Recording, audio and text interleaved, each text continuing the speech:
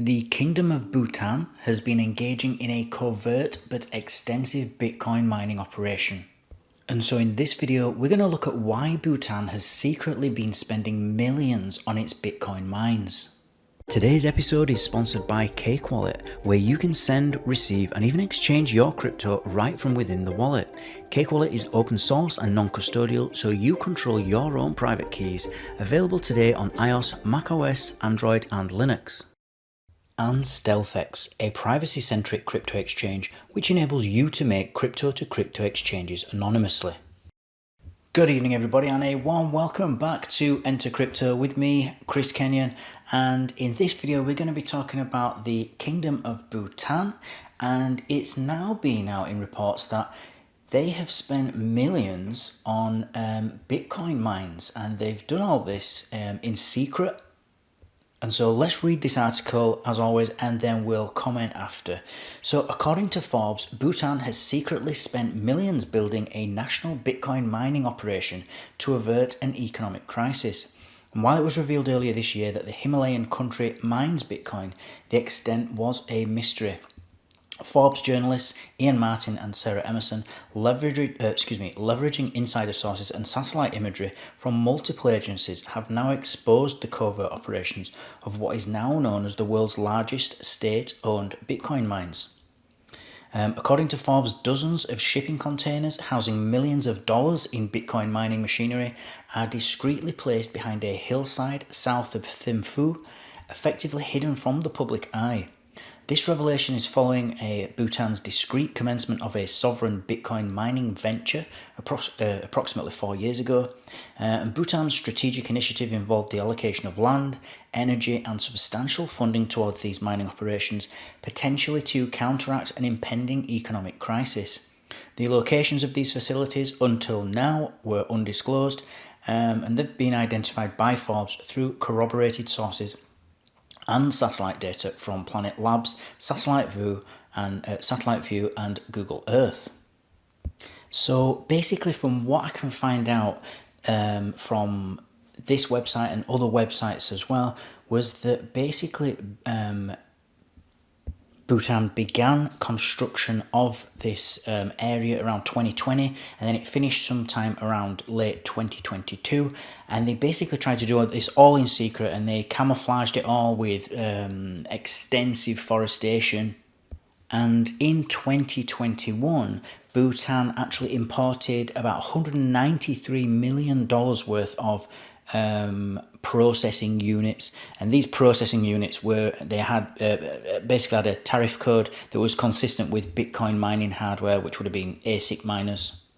And then after that, in sometime in 2022, they actually had a spike of around 63% in electricity imports. So it's quite obvious that when you put all this together, that especially with the energy consumption as well, that it's all been attributed in part to the power demands of Bitcoin mining. And Bhutan is basically saying that they have done this to give them some sort of economic security in case everything goes, down the Swanee and the world falls to pieces. They're still going to be able to mine Bitcoin, and they're going to have basically a resource that's obviously not a natural resource, but a digital resource. And it just gives them something extra to lean back on because I'm sure they'll have gold and they'll have dollars and other currencies in, other global currencies in their reserves. But this is just another asset for them to diversify, basically. And I think we're going to see this more and more, and we've already seen it with El Salvador. They're kind of all in on Bitcoin. We've got a president now in Argentina in the form of Javier Milei, and he's spoke very positively about Bitcoin in the past, and he's a big libertarian as well. And everything just seems to be moving in the way of crypto. It's almost like crypto's ahead and the rest of the world is just kind of catching up now.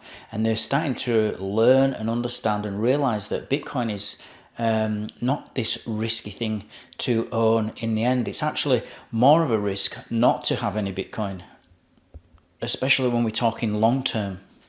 And so we're seeing now a lot of companies and governments or talking heads, you know, spokespeople for governments start to say, and you hear them when they're in a more relaxed environment, sort of a sit down in an interview rather than press conference and things like that, that it's always seen as a risk because of cryptos, or especially, well, Bitcoin in particular. Its dollar value is always up and down like a yo-yo, or its pound or euro value.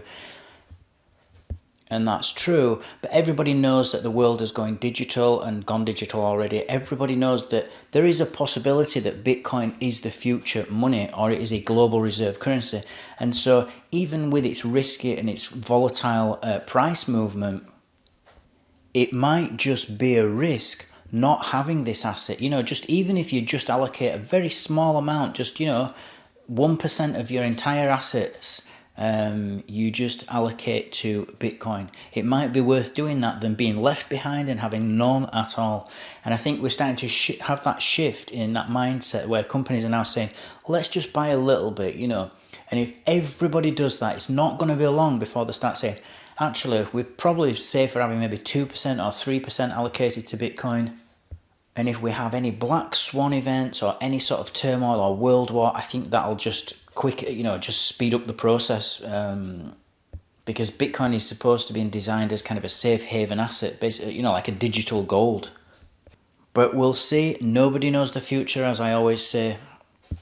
And so that's the article for today. Thank you as always, guys. Don't forget to like, subscribe, and click on that notifications, and I'll see you all tomorrow evening. Take care.